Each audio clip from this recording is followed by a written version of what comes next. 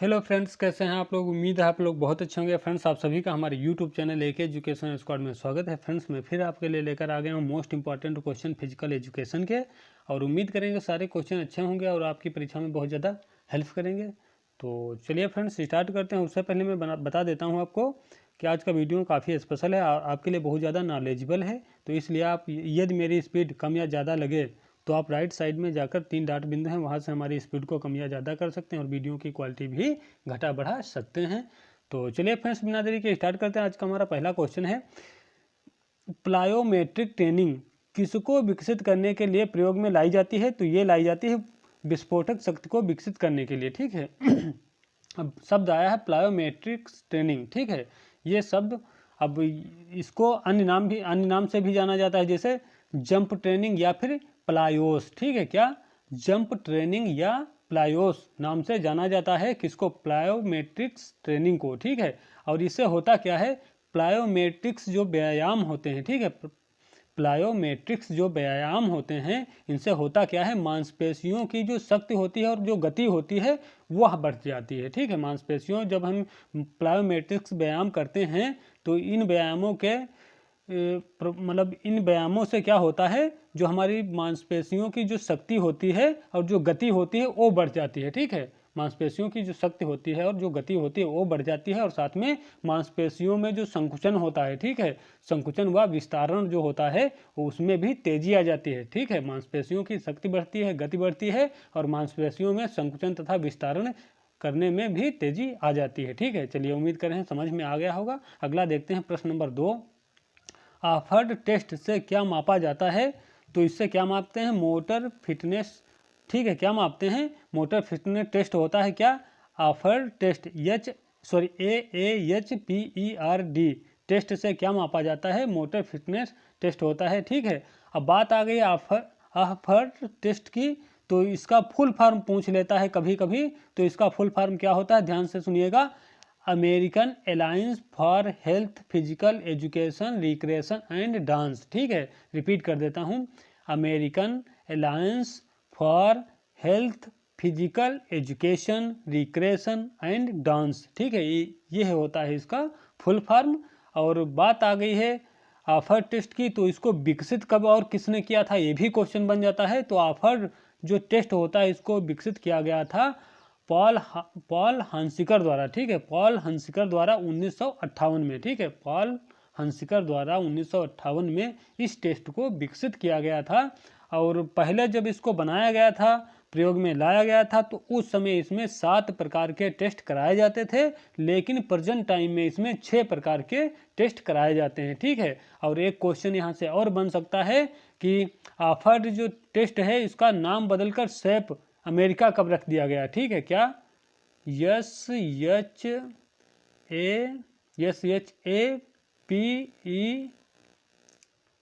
ठीक है, shape America, ठीक है। क्या? अमेरिका, ठीक है, शेप अमेरिका कब नाम बदल कर रख दिया गया? तो 2013 में, ठीक है। क्या? 2013 में इसको नाम ऑफर्ड से क्या रख दिया गया? शेप अमेरिका नाम रख दिया गया, ठीक है। तो मैं रिपीट कर देता हूँ एक बार, इसका फुल फॉर्म क्या होता है? ऑफर्ड का फुल फॉर्म क्या होता है? American alliance for health physical education recreation and dance, इसका फुल फॉर्म होता है। कब विकसित किया, मतलब कब विकसित किया गया? तो 1958 में पॉल हंसकर द्वारा इसको खोजा गया या विकास किया गया या विकसित किया गया। और इसमें पहले कितने टेस्ट होते थे? 7 होते थे, लेकिन प्रेजेंट टाइम में इसमें 6 टेस्ट होते हैं। और मतलब ऑफर्ड टेस्ट से नाम इसका शेप अमेरिका कब रखा गया? तो 2013 में रखा गया। तो चलिए फ्रेंड्स, उम्मीद कर रहे हैं समझ में आ गया होगा थोड़ा बहुत।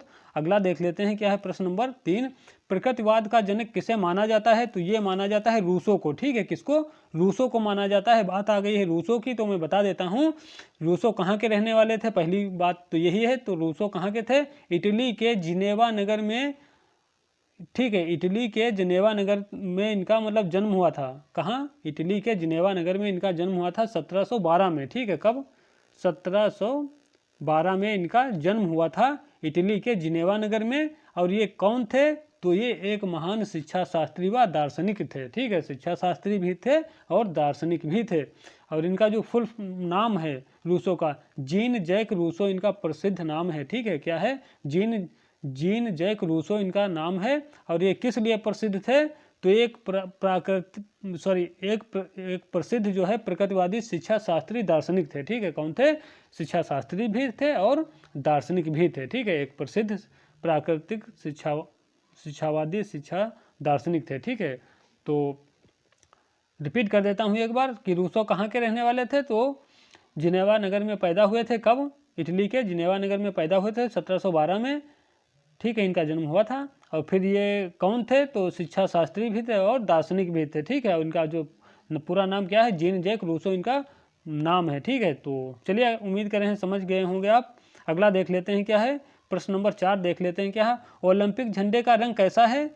तो ओलंपिक झंडे का रंग कैसा है आपने बताना है। तो ओलंपिक जो झंडा होता है उसकी जो पृष्ठभूमि होती है वो कैसी होती है? वो सफ़ेद होती है, ठीक है। ओलंपिक झंडे की जो पृष्ठभूमि होती है वो सफ़ेद होती है। और आपको बता देता हूँ, ओलंपिक में जो 5 रिंग होते हैं, ठीक है। कितने रिंग होते हैं?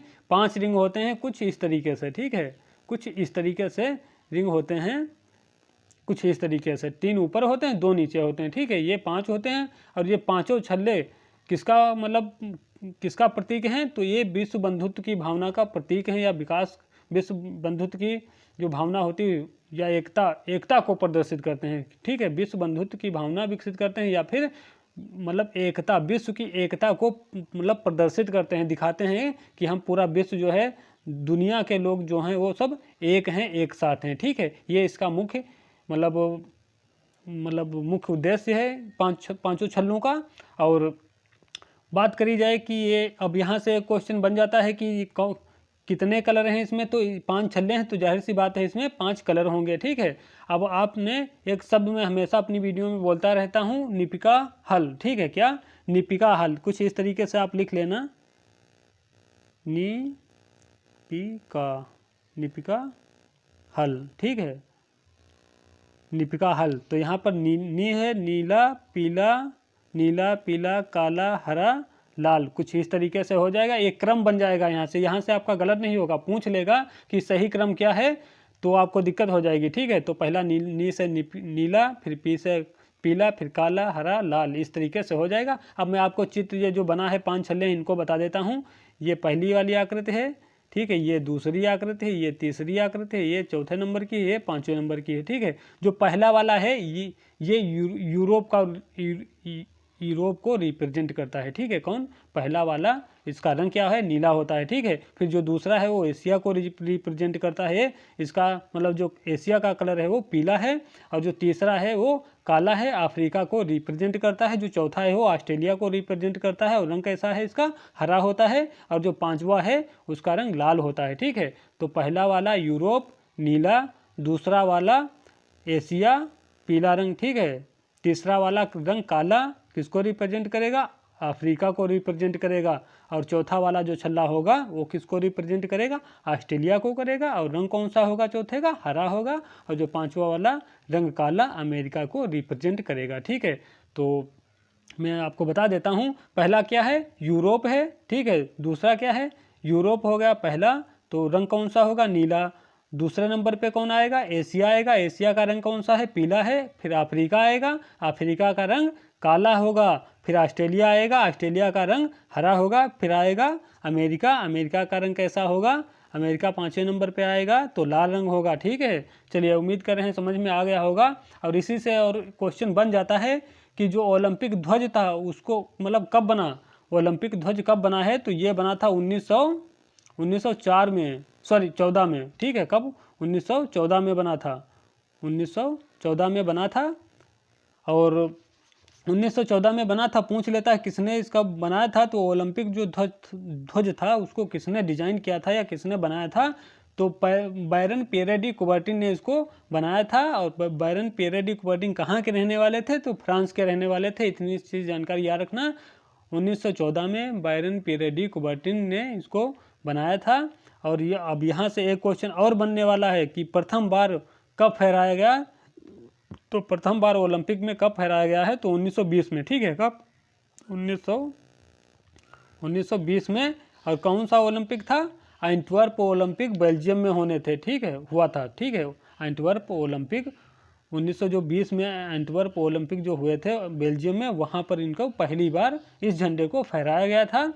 ठीक है, तो इतनी सी जानकारी याद रखना। और अब दिमाग में आपके आएगा कि 1914 में बना था, फिर 1920 में क्यों फहराया गया। तो उसके कारण मतलब रीज़न यही था कि ये जो बर्लिन में होने थे 1916 में, ठीक है, कब 1916 में बर्लिन ओलंपिक होने थे, तो उनको रद्द कर दिया गया था प्रथम विश्व युद्ध के कारण। ठीक है, क्योंकि प्रथम विश्व युद्ध जो था वो 1914 से 1918 तक चला था, तो उसी बीच में 1916 वाले बर्लिन ओलंपिक जो होने थे उनको रद्द कर दिया गया था। तो जिस कारण वहाँ पर ना फहरा कर फिर 1920 में एंटवर्प बेल्जियम ओलंपिक में इनको पहली बार फहराया गया था। ठीक है, चलिए उम्मीद कर रहे हैं समझ में आ गया होगा। अगला देखते हैं क्या है हमारा प्रश्न। अगला हमारा प्रश्न है प्रश्न नंबर 7। क्रिकेट खेल में अंपायरों की कुल संख्या होती है। तो क्रिकेट का जो खेल होता है उसमें कुल संख्या कितनी होती है अंपायर की? वो 4 होती है। ठीक है, अब बात क्रिकेट की आ गई है तो मैं बता देता हूँ इसकी दो मुख्य अपने लिए क्या है, 2 मुख्य संस्थाएं हैं। कौन कौन सी? एक होती है आईसीसी, ठीक है, आईसीसी, और एक होती है बीसीसीआई। ठीक है, क्या? बीसीसीआई। ठीक है, अब यहाँ से क्वेश्चन बन जाता है, तो इसीलिए मैं 2 शब्द लिख दिया हूँ। आईसीसी मतलब इसका फुल फॉर्म क्या हो जाएगा? आईसीसी का इंटरनेशनल क्रिकेट काउंसिल। ठीक है, आईसीसी का फुल फॉर्म क्या होता है? इंटरनेशनल क्रिकेट काउंसिल इसका फुल फॉर्म होता है। और ये पूछ ले इसकी स्थापना कब हुई थी? ठीक है, किसकी? आईसीसी की स्थापना कब हुई थी? तो 1909 में इसकी स्थापना हुई थी। ठीक, कब? 1909 में स्थापना हुई थी। और इसका मुख्यालय पूछ लेता है कि आईसीसी का मुख्यालय कहाँ है? तो आईसीसी का जो मुख्यालय है वो कहाँ है? दुबई में है। ठीक है, आईसीसी का मुख्यालय कहाँ है? आईसीसी का मुख्यालय कहाँ है? दुबई में है। ठीक है, दुबई से पहले कहाँ था? लंदन में था, लेकिन प्रेजेंट टाइम में आईसीसी का मुख्यालय दुबई में है। और ये पूछता है आईसीसी की स्थापना कब हुई थी? तो 1909 में इसकी स्थापना हुई थी। ये पूछ ले आपसे कि इसका फुल फॉर्म क्या होता है, तो इंटरनेशनल क्रिकेट काउंसिल होता है। और पूछ ले कोई यदि इसका काम क्या होता है, तो ये जो विश्व में जितना भी क्रिकेट होता है, जो विश्व के सारे क्रिकेट को कौन रेगुलेट करता है? वो मतलब करवाता है आईसीसी। ठीक है, आईसीसी अपने नियंत्रण में रखता है, देखरेख में रखता है। ठीक है, और दूसरी बात आ जाती है कि बीसीसीआई की एक शब्द आता है बीसीसीआई। ठीक है, क्या? बीसीसीआई। ठीक है, बीसीसीआई। अब इसकी स्थापना पूछ लेता है कब की गई? तो 1928 में। ठीक है, कब? 1928 में इसकी स्थापना हुई थी। और इसका मुख्यालय पूछ लेता है कहाँ है? तो बीसीसीआई की स्थापना कब हुई? 1928 में। इसका मुख्यालय कहाँ? दुबई में है। ठीक है, और इसका बीसीसीआई का जो फुल फॉर्म होता है याद रखना, क्या होता है? Board of control for cricket in India इसका फुल फॉर्म होता है। अगला देखते हैं क्या है, प्रश्न नंबर 8 देख लेते हैं क्या है। क्रिकेट खेल में स्टंप की चौड़ाई कितनी होती है? तो क्रिकेट खेल में स्टंप की जो चौड़ाई होती है वो कितनी होती है? 9 इंच होती है। ठीक है, और बात क्रिकेट की आ गई है तो मैं बता देता हूँ, भारत में क्रिकेट का पितामह किसे कहा जाता है? तो सीके नायडू को कहा जाता है। ठीक है, विश्व में WG ग्रेस को कहा जाता है, लेकिन भारत की बात आई तो भारत में क्रिकेट का पितामह कौन है? सीके नायडू हैं। चलिए अगला देख लेते हैं क्या है, प्रश्न नंबर 9 क्या है?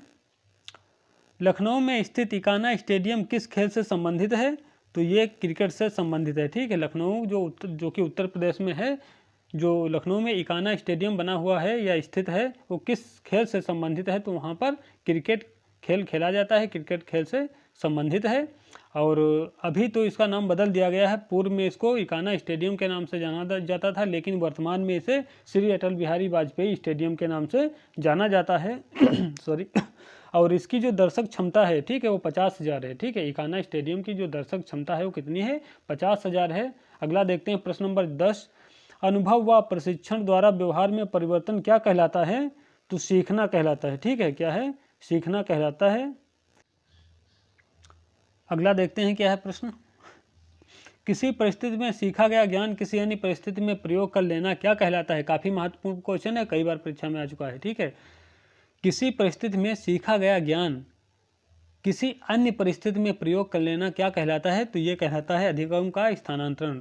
सॉरी, ठीक है, क्या कहलाता है? अधिगम का स्थानांतरण कहलाता है। अधिगम स्थानांतरण यही होता है, मान लो जैसे आप साइकिल चलाना सीखे हैं, ठीक है, आप साइकिल चलाना सीखे हैं, आप साइकिल चलाना सीख गए हैं, ठीक है। अब उसके बाद यदि आपको कोई मोटरसाइकिल दे देता है तो आप मतलब जो साइकिल चलाने में कौशल ज्ञान सीखे थे कहीं ना कहीं उसका प्रयोग करके मोटरसाइकिल में को चलाने में मदद मिल गई। जो पिछला ज्ञान आपने साइकिल चलाते हुए सीखा था उस ज्ञान का प्रयोग आपने मोटरसाइकिल चलाने में कर लिया, ठीक है। उसका असर मतलब अच्छा रिस्पांस मिला। जो पिछले आपने अनुभव मतलब क्या किया था, पिछला जो अपने साइकिल चलाते हुए जो आपने कौशल सीखे थे, ज्ञान सीखा था, उसका प्रयोग कब कर लिया, अगले कार्य में। जो मान लो आपने साइकिल चलाना सीखा, उसके बाद मोटरसाइकिल चलाना जब सीख रहे थे तो वहाँ पर प्रयोग कर लिया, तो उस कंडीशन में क्या हो गया, अधिगम का स्थानांतरण हो गया।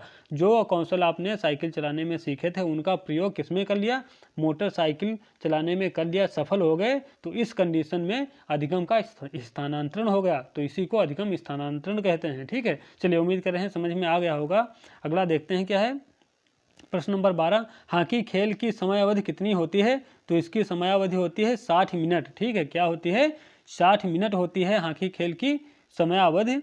और मैं आपको बता देता हूँ कुछ इस तरीके से होता है। देखो, पहले क्या होगा, 15 मिनट का गेम होगा, ठीक है, 15 मिनट का गेम होगा, फिर उसके बाद 2 मिनट का रेस्ट हो जाएगा, फिर इसके बाद 15 मिनट का गेम होगा, फिर इसके बाद क्या होगा, 5 मिनट का रेस्ट, वो इनिंग ब्रेक हो जाएगा, ठीक है। फिर इसके बाद 15 मिनट का गेम होगा, फिर 2 मिनट का रेस्ट होगा, फिर इसके बाद 15 मिनट का, सॉरी यहाँ पर लिख देता हूँ, ठीक है। फिर इसके बाद फिर क्या होगा, 15 मिनट का, अब देखो क्या होगा, 15 मिनट का गेम होगा, फिर 2 मिनट का रेस्ट हो जाएगा, फिर 15 मिनट का गेम होगा, फिर 5 मिनट का इनिंग ब्रेक हो जाएगा, ठीक है। फिर इसके बाद 15 मिनट का गेम होगा, फिर 2 मिनट का रेस्ट होगा, फिर उसके बाद 15 मिनट का गेम हो जाएगा। और तो कुल मिलाकर 15 यहाँ से मिलेंगे, 15 यहाँ से मिलेंगे, 15 यहाँ से मिलेंगे और 15 यहाँ से, तो यानी 15 चक्कू 60। कुल मिलाकर आपका टाइम कितना हो गया, हॉकी खेल का जो समय हो गया वो कितना, 60 मिनट हो गया, ठीक है। कितना हो गया, 60, क्योंकि 15 मिनट का गेम होता है, 2 मिनट का रेस्ट होता है, फिर उसके बाद 15 मिनट का गेम होगा, फिर 5 मिनट का रेस्ट, इनिंग ब्रेक हो जाता है, ठीक है। फिर उसके बाद 15 मिनट का गेम होगा, 2 मिनट का रेस्ट होगा, फिर 15 मिनट का गेम हो जाएगा, ठीक है। इस तरीके से होता है। उम्मीद कर रहे हैं समझ में आ गया होगा, लेकिन मैं रिपीट कर देता हूँ, एक बार बना देता हूँ, क्योंकि कन्फ्यूजन रहना गलत बात होता है। देखो यहाँ पे ये 15 मिनट का खेल हुआ है, ठीक है, उसके बाद 2 मिनट का रेस्ट हो गया, फिर इसके बाद 15 मिनट का खेल हुआ है, फिर इसके बाद 5 मिनट का इनिंग ब्रेक हो गया है, फिर इसके बाद 15 मिनट का खेल हुआ है, ठीक है, 5 मिनट का ये रेस्ट हुआ, इसके बाद ये 15 मिनट का खेल हुआ, फिर इसके बाद 2 मिनट का रेस्ट हुआ, फिर इसके बाद 15 मिनट का लास्ट में फिर गेम होगा, ठीक है। तो 15 मिनट का ये गेम हो गया, 15 मिनट का ये हुआ, 15 मिनट का ये हुआ, 15 मिनट का ये हुआ, तो यानी एक ये, यानी 4 जगह हो गया, तो 15 चक्कू 60 मिनट हो गया आपका खेल टाइम। और बाकी 2 मिनट ये, 5 मिनट ये, 7 5 2 9 हो गया, 9 मिनट का रेस्ट हो गया, ठीक है। तो कुल मिलाकर हॉकी का खेल की जो समयावधि कितनी है, 60 मिनट होती है, ठीक है, याद रखना। चलिए, उम्मीद कर रहे हैं समझ में आ गया होगा। अगला देखते हैं प्रश्न नंबर 13।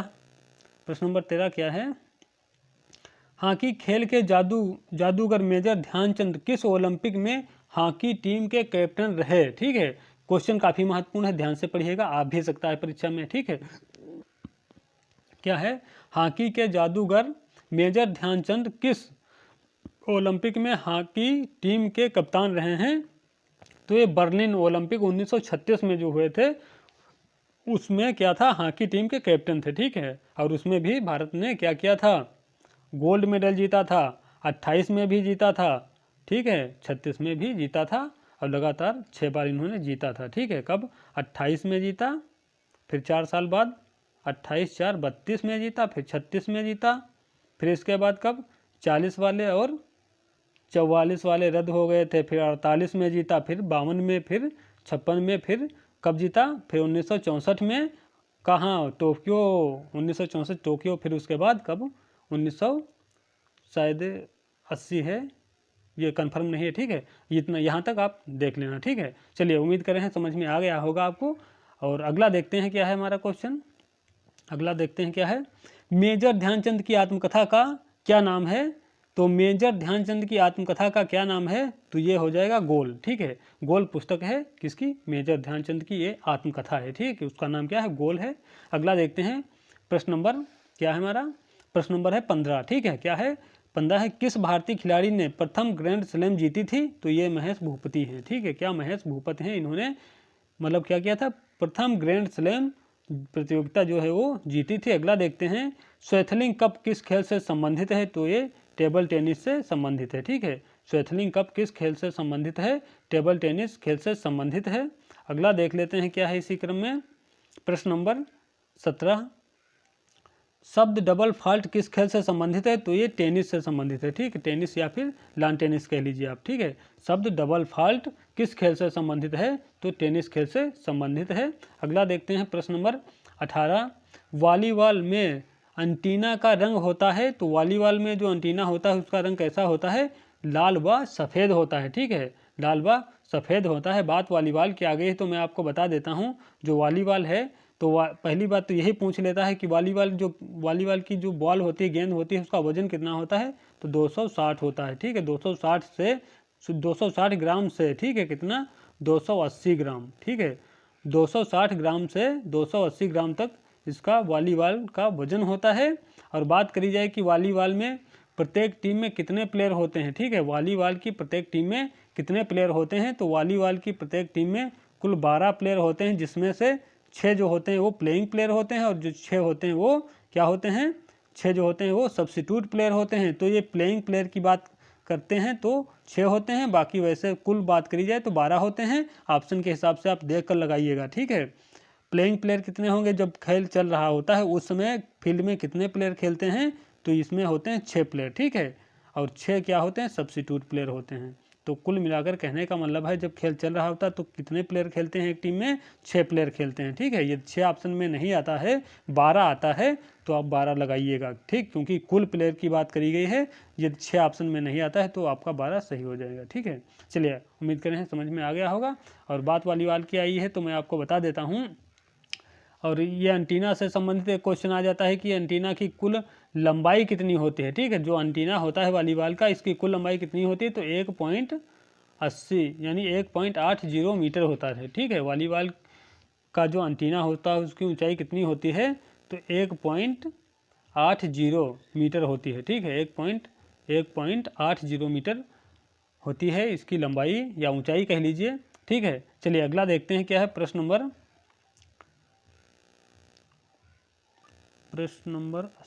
19। ठीक है, क्या है? प्रश्न नंबर 19 है, टोक्यो ओलंपिक 2020-21 का आदर्श वाक्य क्या था? तो टोक्यो ओलंपिक 2020-21 का आदर्श वाक्य है यूनाइटेड बाई इमोशन। ठीक है, क्या है? यूनाइटेड बाई इमोशन है।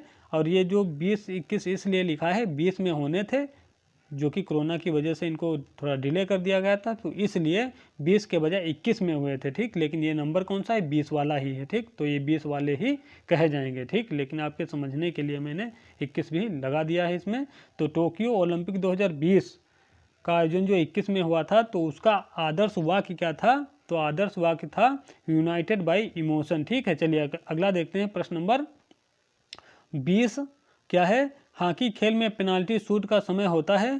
तो हॉकी खेल में पेनाल्टी शूट का समय कितना होता है? तो 8 सेकेंड होता है। ठीक है, चलिए अगला देखते हैं। प्रश्न नंबर 21, हॉकी खेल में पेनाल्टी स्ट्रोक कितनी दूरी से लिया जाता है? तो ये 7 यार्ड यानी 7 गज की दूरी से लिया जाता है। अगला देखते हैं, महिला हॉकी विश्व कप प्रथम विजेता देश है। तो ये था नीदरलैंड। ठीक है, क्या? महिला हॉकी विश्व कप प्रथम विजेता देश कौन सा है? तो नीदरलैंड है। अगला देख लेते हैं। प्रश्न नंबर 23, अंतर्राष्ट्रीय स्तर पर तैराकी की कुल 4 तकनीक हैं। सबसे तेज सबसे तेज तैरने की तकनीक है। ठीक है, मैं रिपीट कर देता हूं क्वेश्चन को। अंतर्राष्ट्रीय स्तर पर तैराकी की कुल चार तकनीक्स हैं, स्टाइल्स हैं। ठीक है, तकनीक कह लीजिए या स्टाइल, तैरने की जो तरीके हैं वो कितने हैं? 4 हैं टोटल। ठीक है, जो तो फिर कहने का मतलब यही है कि तैरने के तरीके जो हैं वो 4 हैं, लेकिन वो सबसे तेज, चारों में सबसे तेज कौन सा स्टाइल है या कौन सी टेक्निक है जिससे हम सबसे तेज तैरते हैं सबसे स्पीड में? ठीक है, तो वो हमें बताना है। तो ये होती है फ्री स्टाइल। ठीक है, क्या है? फ्री स्टाइल जो होती है इन चारों में सबसे तेज होती है। और चार कौन कौन सी होती हैं ये आपने बताना है। तो कौन कौन सी, पहली तो आपने बता दिया फ्री स्टाइल हो गई, फिर इसके बाद बैक स्ट्रोक हो गया, फिर बटरफ्लाई स्ट्रोक हो गया, फिर ब्रेस्ट स्ट्रोक हो गया। ये चार हो रहे हैं, ठीक है। कौन सी, फ्री स्टाइल, बैक स्ट्रोक, फिर बटरफ्लाई स्ट्रोक, फिर ब्रेस्ट स्ट्रोक, ठीक है। चार होती हैं, free style, back stroke, butterfly stroke, breast stroke, ठीक है। जो इसमें सबसे तीव्र गति से कौन सी स्टाइल में तैरा जा सकता है, तो फ्री स्टाइल होती है, ठीक है। याद रखिएगा, काफ़ी महत्वपूर्ण है। अगला देखते हैं क्या है। प्रश्न नंबर 24, इंग्लिश चैनल में तैरने वाली पहली भारतीय व एशियाई महिला, मतलब भारत में भी पहली है और मतलब एशिया में भी पहली महिला हैं। कौन कौन है, ये है आरती शाह, जो कि कहाँ की रहने वाली हैं, कोलकाता पश्चिम बंगाल की रहने वाली हैं, ठीक है। चलिए देख लेते हैं, रिपीट कर देते हैं। इंग्लिश चैनल में तैरने वाली पहली भारतीय व एशियाई महिला कौन है, तो आरती शाह हैं, कोलकाता की रहने वाली हैं। चलिए अगला देखते हैं। प्रश्न नंबर 25 है, द बॉम्बे टाइगर के उपनाम से प्रसिद्ध भारतीय खिलाड़ी माइकल फरेरा किस खेल से संबंधित हैं, तो ये बिलियर्ड से संबंधित हैं, ठीक है। किससे, बिलियर्ड से संबंधित हैं। अगला देख लेते हैं प्रश्न नंबर 26, राइडर कप या गोल्फ, सॉरी राइडर कप किस खेल से संबंधित है, गोल्फ से संबंधित है, ठीक है। मैं रिपीट करता हूँ, राइडर कप किन दो देशों के मध्य खेला जाता है, ठीक है। हमारा क्वेश्चन क्या है, राइडर कप किन दो देशों के मध्य खेला जाता है, तो ये खेला जाता है यूरोप व अमेरिका के बीच, ठीक है। ये 2 वर्ष में एक बार, मतलब 2 वर्षों के अंतराल पर कह लीजिए, या फिर ये कह लीजिए कि 2 वर्ष में एक बार इसका आयोजन होता है, ठीक है। किनके बीच में, अमेरिका और यूरोप के बीचों में, अमेरिका की टीम और यूरोप की टीमों के बीच में इनका आयोजन होता है प्रत्येक 2 वर्ष में एक बार, ठीक है। प्रत्येक 2 वर्ष में एक बार इनका आयोजन होता है। और ये राइडर कप किन देशों के बीच खेला जाता है, यूरोप और अमेरिका के बीच में खेला जाता है। और राइडर कप में कौन सी, मतलब किसका आयोजन होता है, किसका, तो गोल्फ जो खेल होता है, ठीक। राइडर कप के अंतर्गत किस खेल का आयोजन होता है, गोल्फ, ठीक है। गोल्फ खेला जाता है। और गोल्फ यानी राइडर कप जो है, इसकी स्थापना कब की गई या इसकी शुरुआत कब की गई, 1927 में इसकी राइडर कप की स्थापना की गई थी, ठीक है। राइडर कप की स्थापना कब की गई, 1927 को इसकी स्थापना की गई है। और राइडर कप के अंतर्गत कौन सा खेल खेला जाता है, तो गोल्फ होता है, ठीक, गोल्फ। अब क्वेश्चन आ जाएगा, राइडर कप किस खेल से संबंधित है, तो राइडर कप जो होता है गोल्फ खेल से संबंधित है। और राइडर पूछ ले, यदि राइडर कप की स्थापना कब हुई, तो 1927 को हुई है। और यदि पूछ ले कि राइडर कप किन देशों के मध्य खेला जाता है, तो यूरोप और अमेरिका के बीच में खेला जाता है।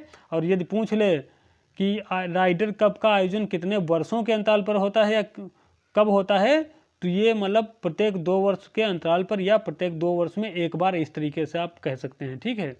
प्रत्येक 2 वर्ष में एक बार खेला जाता है, या मतलब 2 वर्षों के अंतराल पर इसका आयोजन होता है, इस तरीके से आप कह सकते हैं। चलिए अगला देख लेते हैं क्या है।